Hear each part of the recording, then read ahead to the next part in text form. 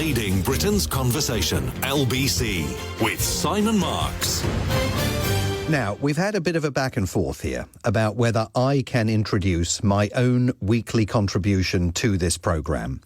But I'm an old-fashioned fella and just think that's a step too far. So even though he's been up since 3 o'clock in the morning covering for Nick Ferrari at breakfast, I've dragged Tom Swarbrick in to do the honours. Friday afternoon, Tom Swarbrick here on LBC, which means only one thing. In what will become to be seen, I'm sure, as the beginning of the live theatre tour experience. From the seat opposite me, stand by for Simon Marks' American Week. Tom, when is a presidential primetime TV address not, in fact, a primetime TV address? In America, that's no longer a trick question. Last night, ABC, NBC and CNN opted not to air the president's primetime conspiracy theory rantings about the 2020 presidential election. We'll get to what he actually said in a moment, but first, the context. We are now just under halfway through the president's second and supposedly final term in office, and his own top officials still cannot risk sparking presidential fury by publicly confirming that Joe Biden's election victory 6 years ago, his defeat of Donald Trump, was legitimate. Listen to what happened this week when Jay Clayton, the president's choice to be America's next Director of National Intelligence, stonewalled Senator John Ossoff of Georgia during confirmation hearings on Capitol Hill.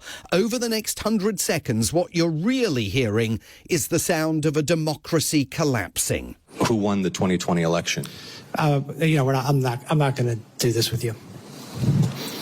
This is a job interview. We've established that you have an obligation to be honest and forthright with the committee. Yes, you do have an obligation to be honest and forthright with the committee? Yes. Who won the 2020 election? Like I said, I'm not going to get into that with you. But you do have an obligation to be honest and forthright with the committee. Is anything that I just said not honest or forthright? Yes, you're not being honest or forthright. Who won the 2020 election? I think I've answered the question. We can keep doing this. Well, we're going to keep doing it because you're not being honest and forthright. No, I'm not going to engage in the theater. It's a simple question, Mr. Clayton. And I've answered. Who won the 2020 presidential election? I've answered it. You're here asking for the support of senators to lead America's intelligence community. We've established that you have an obligation to be honest and forthright with this committee and with the American public, but you refuse to answer a simple matter of fact about the 2020 election. Is that right? No, that's not right. Then answer the question. Who won the 2020 election? I have answered the question. Answer it. What is your answer? I've given you my answer. What is your answer? Isn't it humiliating to be unable to answer this question? To have to indulge the president's delusions? We know, you know, everybody in this room knows the truthful answer to that question. Why can you not give it? I think I gave you the answer. There's nothing unique about that exchange. We've seen it take place hundreds of times in Washington as various Trump nominees engage in a very similar dance. And while Senator Ossoff, a rising star in the Democratic Party, is entirely correct when he says that everybody in the room knows the truth, the Republicans remain on their knees, prostrate before an American president who just cannot accept that in November 2020 he was beaten fair and square by Biden. Good evening. Before we begin, I'm proud to report that our country is safer, stronger, and far wealthier than it has ever been before. We are doing great. After that anodyne but overstated opening, last night President Trump put America on notice. He is not giving up on his entirely false contention that a vast international conspiracy fueled by China, Venezuela, the Hungarian financier George Soros, radical left Democrats, communists and the media rigged the 2020 election in Biden's favour.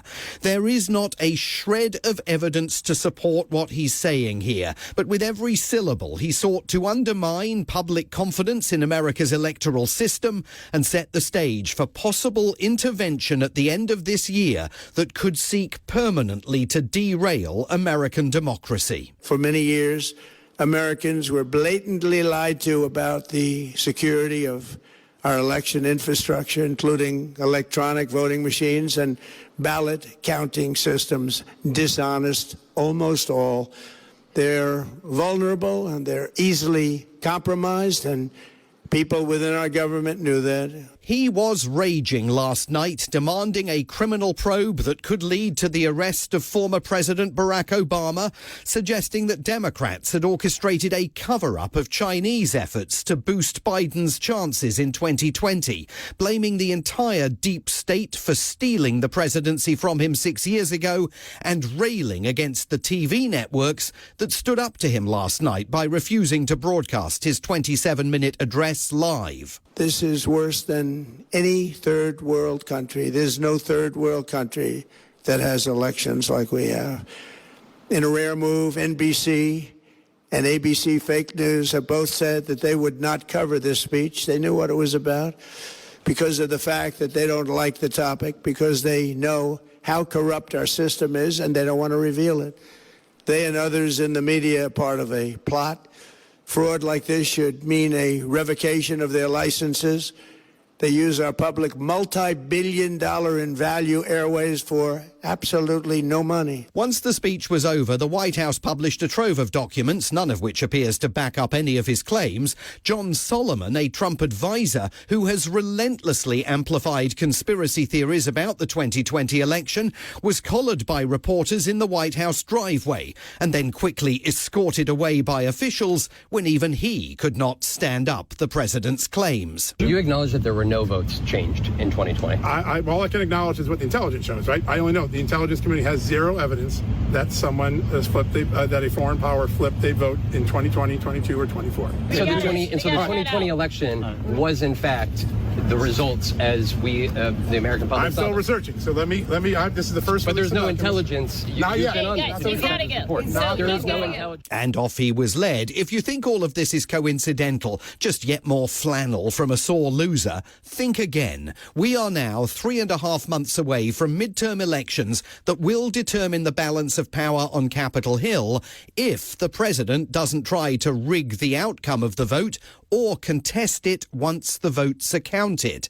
After last night's speech, it looks like he's planning to do both. I think you will see him doing everything he can to try to prevent the peaceful transfer of power, the election of Democrats, and do whatever he can to remain in power and to keep his cronies in power so that he can continue doing what he thinks he's allowed to do as president, which is anything he wants. Ty Cobb, once the president's personal lawyer, who went on to serve as White House attorney during the first Trump administration. We should all heed the warnings he issued last night on PBS. Tonight's speech is intended to add the predicate that he needs to declare an emergency at or about the time of the elections. As you know, Steve Bannon and Todd Blanche have suggested that there will be ICE agents at the polls.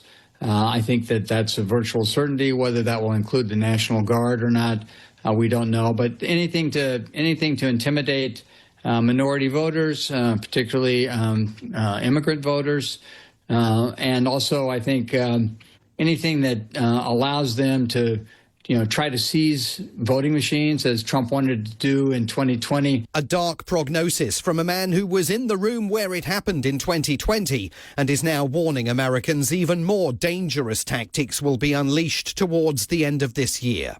There were other developments this week of note. The sudden death at the age of 71 of Senator Lindsey Graham of South Carolina, a prominent Republican foreign policy voice in the president's ear. The Iranians celebrated the demise of a hawk who was still urging President Trump to topple the regime. He will, however, be sorely missed in both Ukraine and Israel. He was a fervent defender of both countries. There was a very important vote in the House of Representatives this week in which Israel suffered a major defeat. A majority of Democrats voted to cut $3.3 billion in U.S. military aid to Prime Minister Benjamin Netanyahu. As we have examined recently on American Week, they are hearing growing hostility towards the Israeli government from grassroots Democratic voters. We're going to end this week with Secretary of War Pete Hegseth. At the Department of War, we have the most elite warriors on the face of the earth. Every single day, you are pushed to your absolute physical and mental limits. But the Pentagon chief believes his war fighters can go even further. So this week he announced, and I am not making this up, that all US military personnel over the age of 30 are to be screened for testosterone. And if they are found to be deficient, will be offered testosterone replacement therapy. Mr. Hegseth says he wants to create a high-T Department of War. As we know, the modern battlefield is brutal and unrelenting. It requires and demands maximum psychological and mental readiness. And by addressing these health markers early, we're keeping you on the leading edge of lethality and giving you the same level of support that you give this nation, the absolute best. He and the president he serves both argue that if only the US military had been tougher, less politically correct and more virile, the US wouldn't have lost the Vietnam War. Iraq would have been over in a weekend. Maybe the problem they're having in Iran, Tom, all comes down to testosterone. The Ayatollahs must be quaking in their boots. Simon Marks, American Week.